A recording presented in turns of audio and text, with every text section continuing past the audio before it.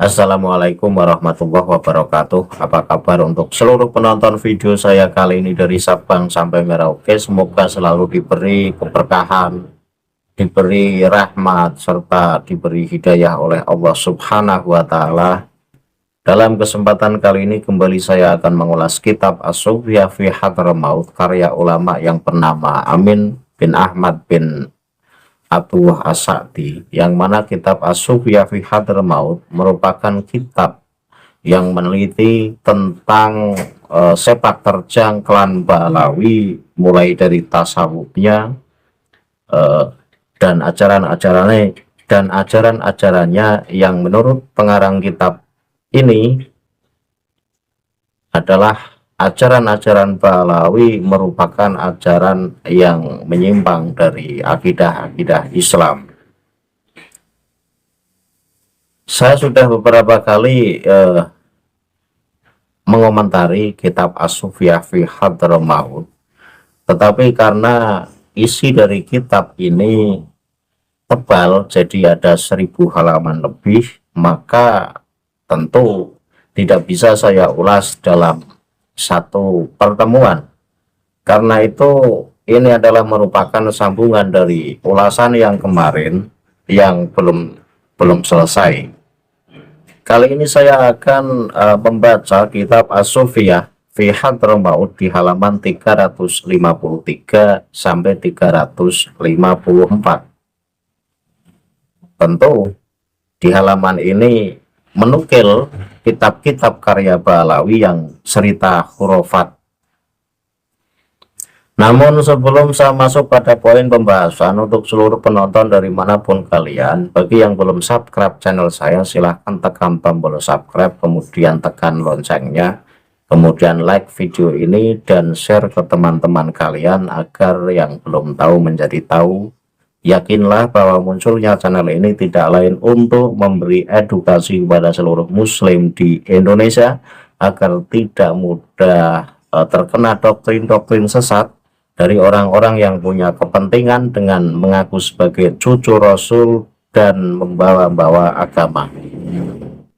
Saya akan baca teks dalam kitab As-Sufyah fi Hadramaut halaman 353 dan akan saya tampilkan teks yang ada dalam kitab tersebut sebagai bukti bahwa saya tidak ngarang. Ini semata-mata kajian dan sebagai alasan agar penonton ikut menyimak dari apa yang saya baca, kemudian sama-sama kita merenungi seperti apa isi dari kitab karya ulama Ba'alawi yang dinukil atau dimuat dalam kitab As-Sufyah fi Hadramaut sebagai landasan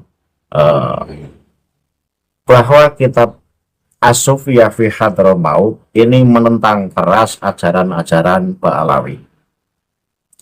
Saya baca langsung teksnya. Wa mimma waqa'ala min kifayati syarri annam ra'atan aradat antasriko samronahlatihi wa ma'aha waladuha fawadu'azhu waraqat an-nahlata falamma nazalat wajadat waladuha mayitan fasorihat bil bukai summa ahbaruha bi anan nahlata lil idrus faradat ma'afadat watabat faqoma waladuha, yang artinya, dan apa yang terjadi padanya dari mencegah hal yang buruk adalah seorang wanita ingin mencuri, atau seorang wanita ini mencuri buah pohon palemnya Habib Idrus dan dia membawa serta putranya. Dia menurunkannya dan mengambil daun pohon palem. Ketika dia turun, dia mendapati putranya sudah meninggal. Lalu dia berteriak. Lalu mereka memberitahukan kepadanya bahwa pohon palem itu kepunyaan Habib Idrus. Maka dia pun mengembalikan apa yang telah diambilnya dan bertaubat. Lalu putranya bangkit. Nah, pernyataan Habib Ba'alawi Al-Idrus ini ada dalam kitab Masro'ur Rawi halaman 163 juz 2. Jadi tulisan ini yang ada dalam kitab As-Sufiyah fi Hadramaut halaman 353 ini menukil dari kitab Masra'ur Rawi halaman 163 juz 2. Nah, maksudnya gimana? Maksudnya bahwa ada seorang wanita. Seorang wanita itu mencuri daun palem di kebun atau di lahan milik Habib Idrus. Nah, wanita yang mencuri tersebut membawa anaknya. Nah, setelah si wanita tadi menurunkan daun palem dari pohonnya, tiba-tiba menjumpai anaknya dalam kondisi meninggal. Jadi anaknya itu tiba-tiba meninggal, sehingga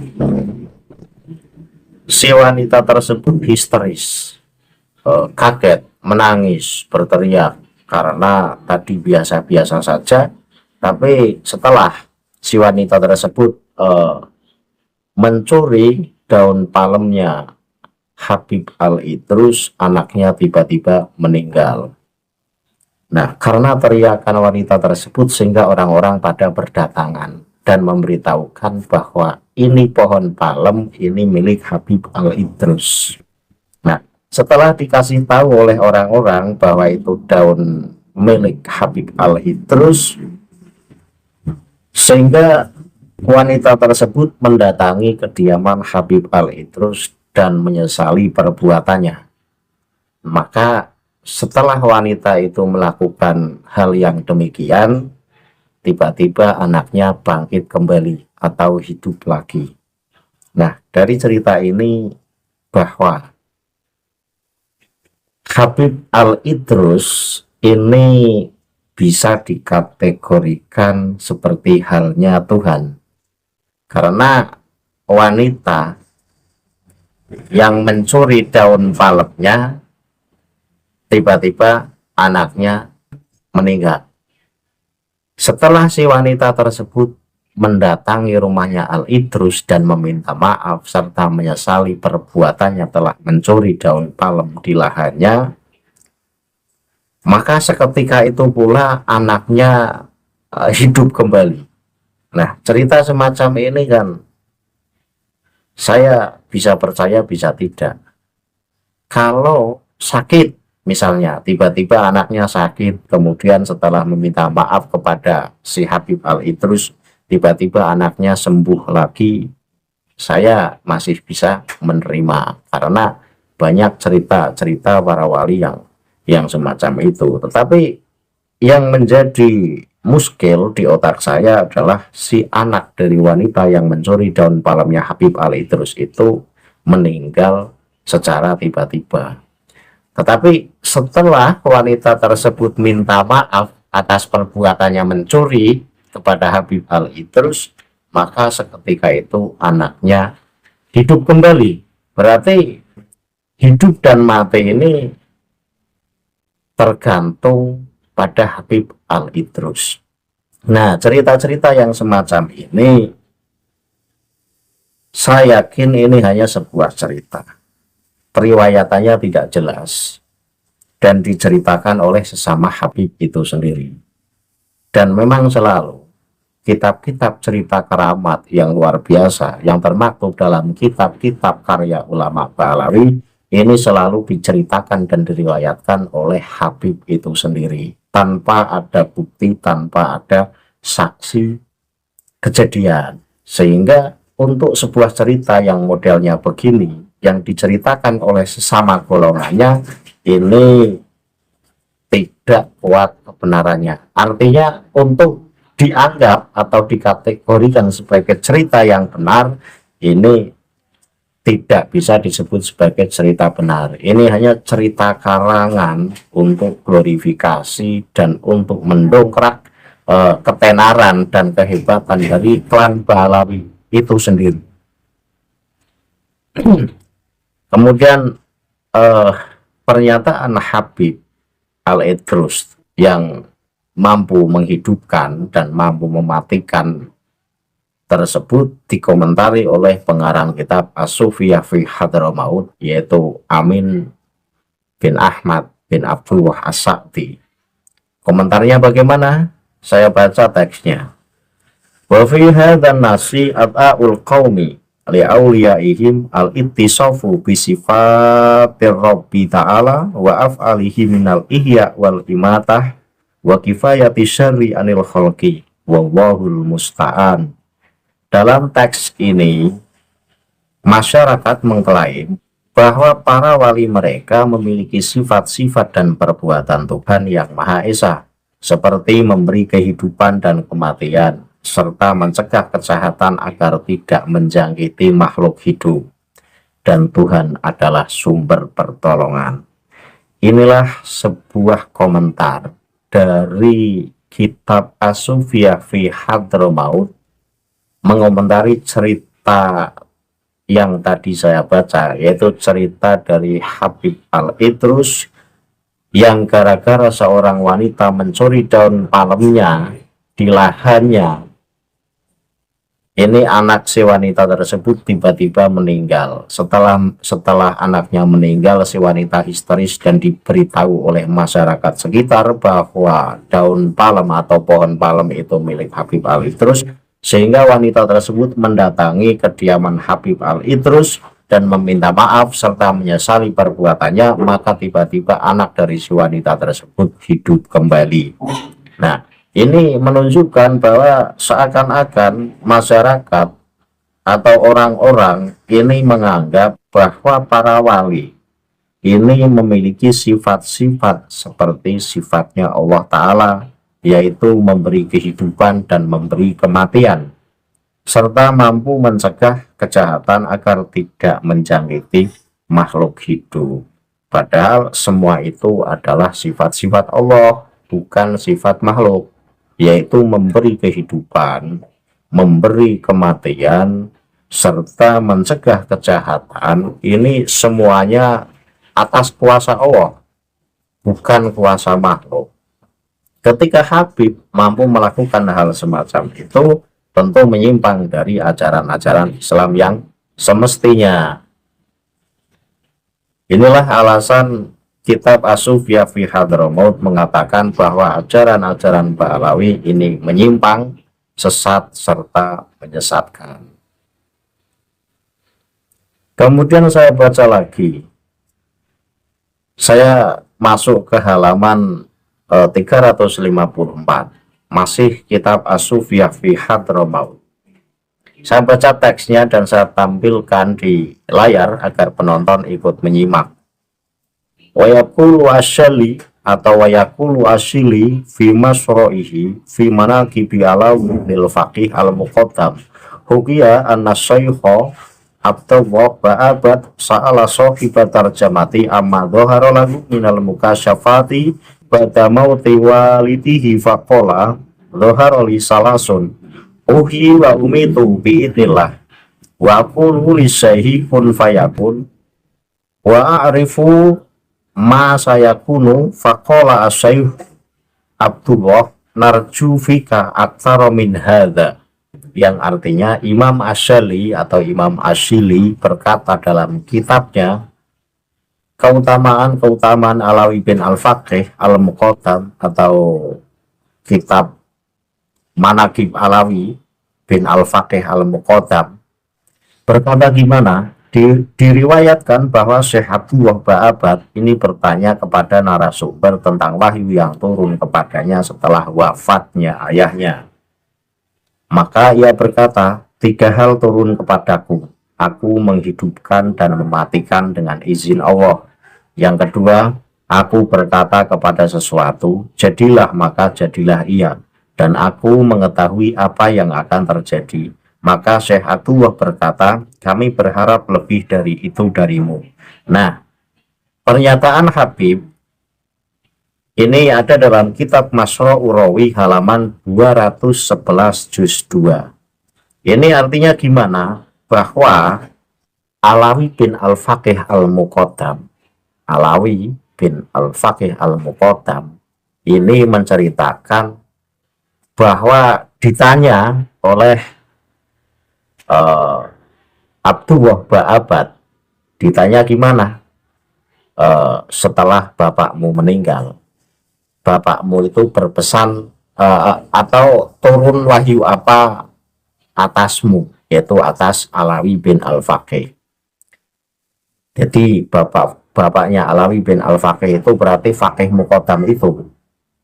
Kemudian Alawi bin Faqih Muqaddam ini mengatakan 3 hal turun kepadaku.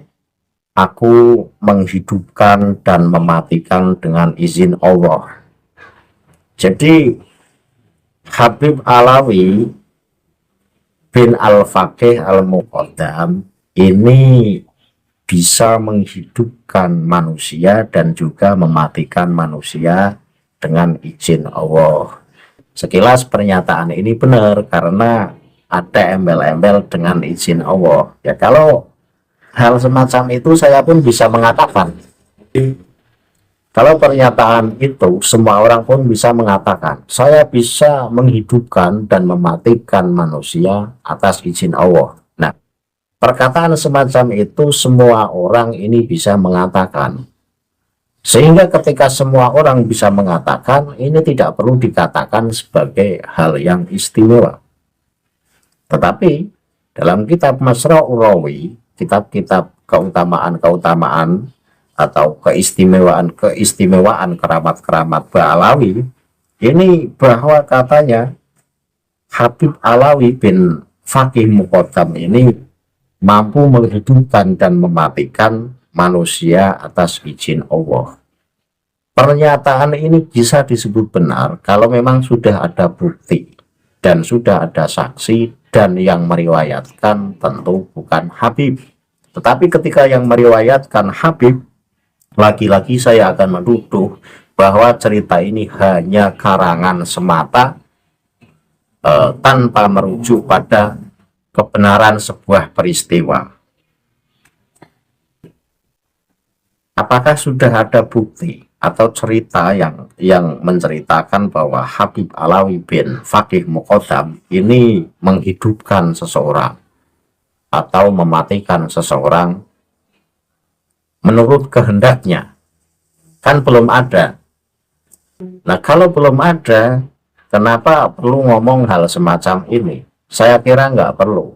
Kalau bukan untuk mengglorifikasi, untuk biar dianggap bahwa wali-wali dari Ba'alawi ini luar biasa keramatnya. Kemudian yang kedua, aku berkata kepada sesuatu, jadilah, maka jadilah ia. Nah, Habib Alawi bin Faqih Muqaddam ini katanya bisa menciptakan sesuatu sesuai kehendaknya. Kun fayakun. Jadilah, maka sesuatu itu jadi. Bukankah kun fayakun ini hanya milik Allah? Ketika Habib Alawi bin Al-Faqih Al-Muqaddam ini menyamai sifat Allah, yaitu kun fayakun, menghendaki sesuatu itu terjadi, maka akan terjadi secara tiba-tiba. Sudah ada pembuktian atau belum? Sehingga digembar-gemborkan bahwa Habib Alawi bin Faqih Muqaddam ini mampu menciptakan sesuatu sesuai kehendaknya. Jika tidak ada satupun bukti yang menunjukkan itu, berarti ini cerita bohong. Dan logika saya juga menolak ketika seorang makhluk ini bisa menciptakan sesuatu sesuai kehendaknya. Kun fayakun, jadilah, maka sesuatu itu jadilah. Saya kasih contoh, matilah kau, maka secara tiba-tiba orang yang ditunjuk untuk mati ini tiba-tiba mati. Atau hiduplah, maka tiba-tiba sesuatu yang yang mati menjadi hidup. Tumbuhlah, contoh ya, ini contoh tanaman yang ditanam, biji yang ditanam, saya tunjuk tumbuhlah, maka tiba-tiba tanaman itu akan tumbuh. Saya kira ini sebuah cerita yang konyol dan mustahil terjadi untuk makhluk. Nah, ketika sesuatu yang mustahil ini terjadi, nah, ketika dikatakan oleh Habib Alawi bin Faqih Muqaddam ini sebagai keramatnya, tentu justru akan ditertawakan oleh orang-orang yang punya pikiran waras. Karena yakinlah bahwa kun fayakun ini hanya milik Allah. Makhluk tidak akan mampu, makhluk tidak akan memiliki kun fayakun. Kun, jadilah, maka jadilah itu. Ada kapal terbang lewat di atas, jatuhlah kapal terbang itu, maka seketika kapal terbang itu jatuh. Ini hanya sekedar contoh. Kalau makhluk diberi kemampuan semacam itu, Tuhan dikemanakan? Lantas kekuasaan Tuhan ini disaingi oleh makhluknya. Ini sungguh menggelikan cerita yang semacam ini. Kemudian yang ketiga, aku mengetahui apa yang akan terjadi. Jadi Habib Alawi bin Faqih Muqaddam ini mengetahui apa yang akan terjadi. Jadi bisa mengetahui kejadian-kejadian yang belum terjadi, kejadian-kejadian di masa mendatang. Ya, kalau orang ini tahu kejadian-kejadian yang belum terjadi, tentu bisa mengetahui kapan waktunya matinya seseorang. Kemudian akan tahu, oh orang itu nanti kecelakaan, oh orang itu nanti dapat musibah. Lah, sudah ada pembuktian belum bahwa Habib Alawi bin Faqih Muqaddam ini membuktikan kebenaran ucapannya? Nyatanya nggak ada cerita pun, satu cerita pun yang mengatakan bahwa Habib Alawi bin Faqih Muqaddam ini benar-benar mengetahui hal-hal yang belum terjadi. Kalau orang itu diberi kemampuan semacam itu, tentu menandingi Tuhan. Kalau pernah ini, misalnya satu contoh saja, pernah seseorang diberi ilham, diberi pengetahuan, suatu kejadian yang belum terjadi. Ini sifatnya ilham dan tidak selalu, dan itu petunjuk dari Allah. Tetapi di sini yang dikatakan kan bukan ilham. Yang dikatakan saya itu mengetahui sesuatu yang belum terjadi. Berarti setiap sesuatu yang belum terjadi, Habib Alawi bin Faqih Muqaddam mengetahui. Termasuk mengetahui nasibnya sendiri berarti. Termasuk mengetahui kapan matinya dirinya sendiri. Ini mustahil terjadi pada makhluk. Nah, tiga hal yang disampaikan oleh Alawi bin Faqih Muqaddam ini semuanya mustahil.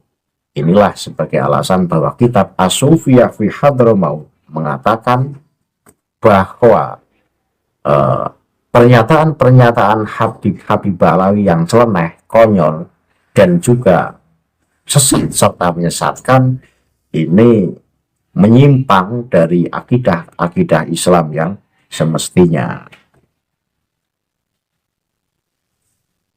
Ya, kita mikir saja, dipikirlah, masa orang ini bisa mengetahui sesuatu yang belum terjadi, dan ini bukan ilham ya, beda dengan ilham. Jadi pengetahuan mengetahui sesuatu yang belum terjadi ini bersifat terus-menerus. Kemudian dia bisa kun fayakun, menghendaki sesuatu itu jadi, maka jadilah sesuatu itu dengan seketika.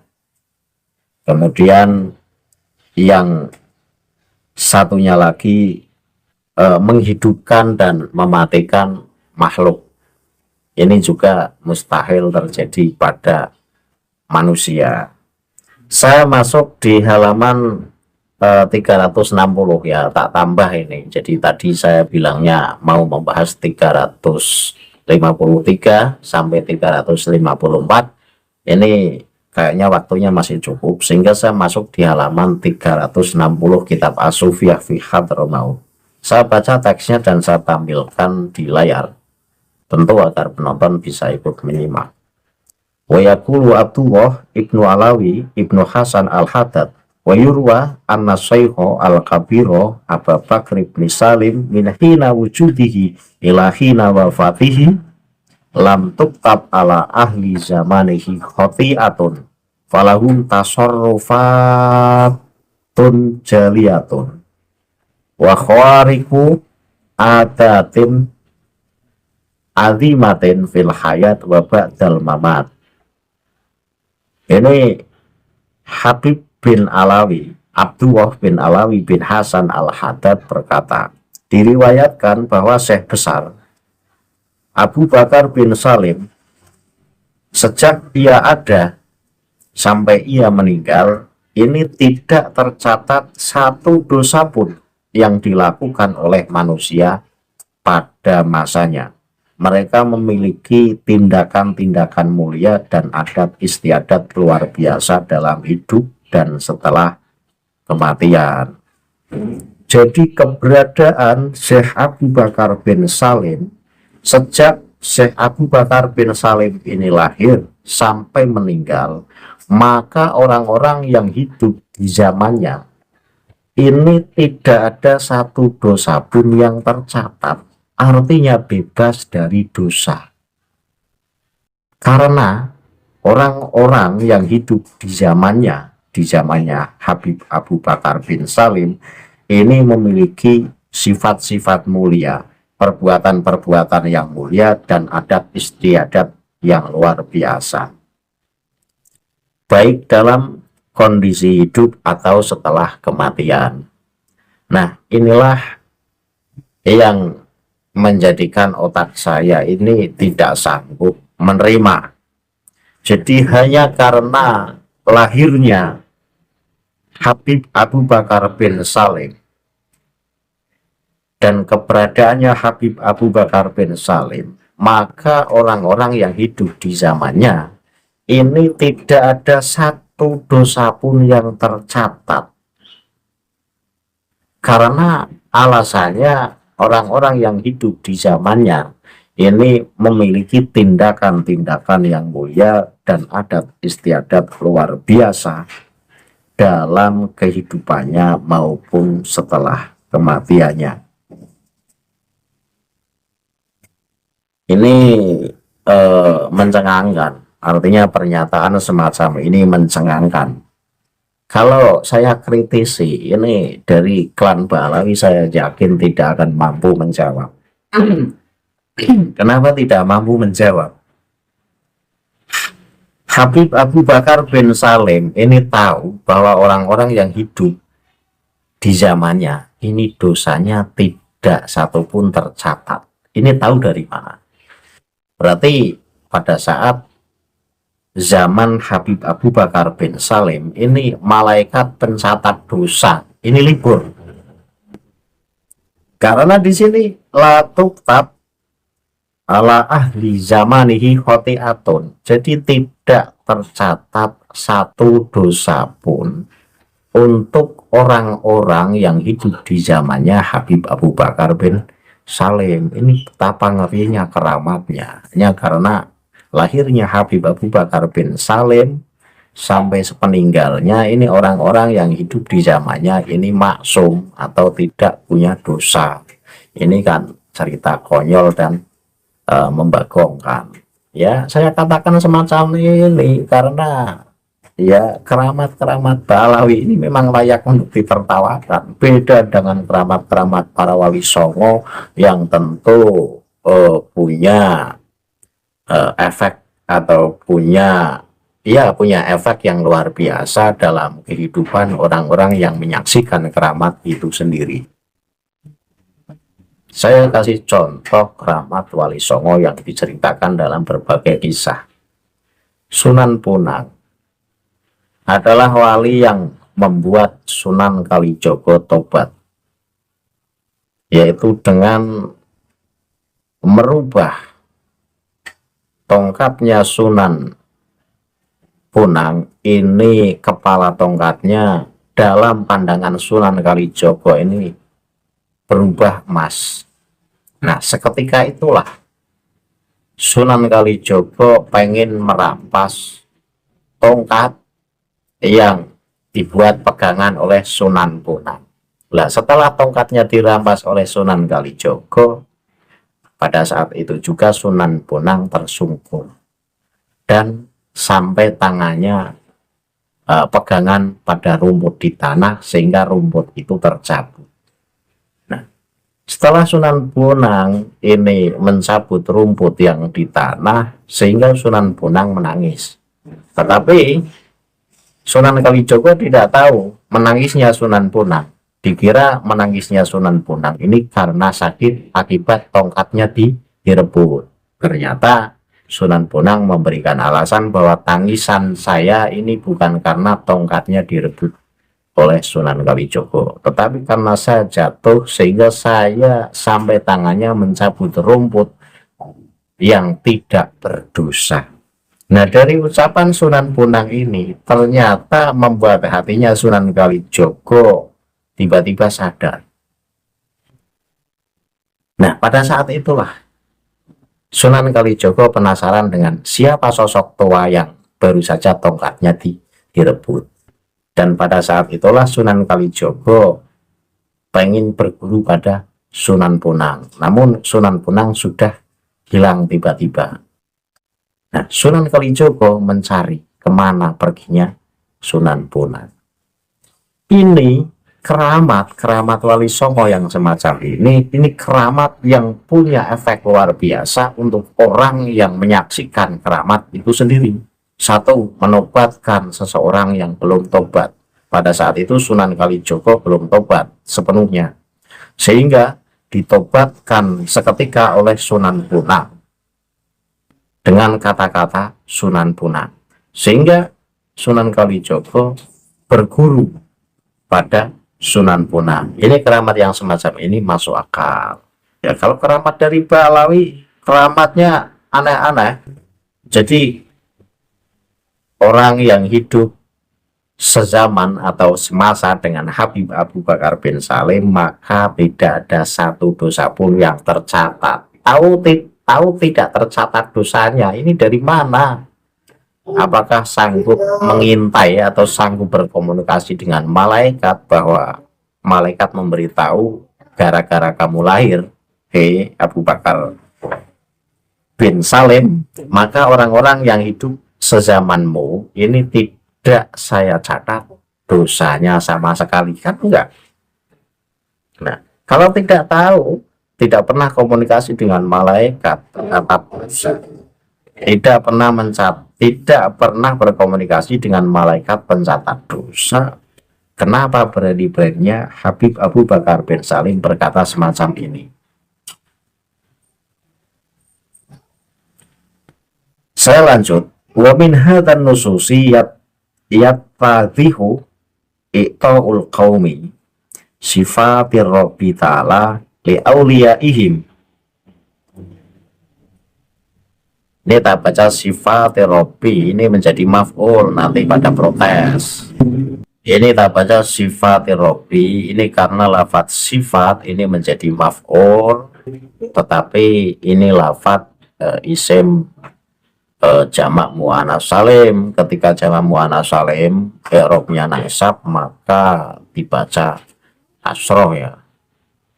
Jadi wa min hadhihi nususi yatadhihu ita'ul qaumi sifati rabbi ta'ala li awliyaihim fit tasarrufi fil qauni bal wajamu anna wujuda awliyaihim yamna'u kitabatal khotoya ala ahli asrihim.